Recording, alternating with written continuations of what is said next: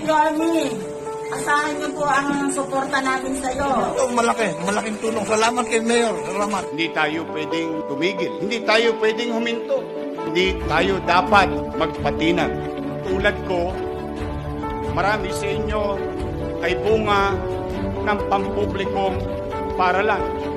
Ayaw ko danasin ng mga susunod na bata yung kakulangan, mga maayos at maiinam na pasilidad. Kaya natin to.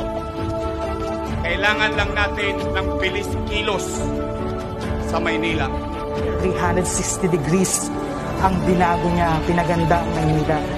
So, talagang nakita ang effort niya, innovative, great leader siya. Dahil ang gusto ko maging malinis, maliwalas, di balik tayong squatter, hindi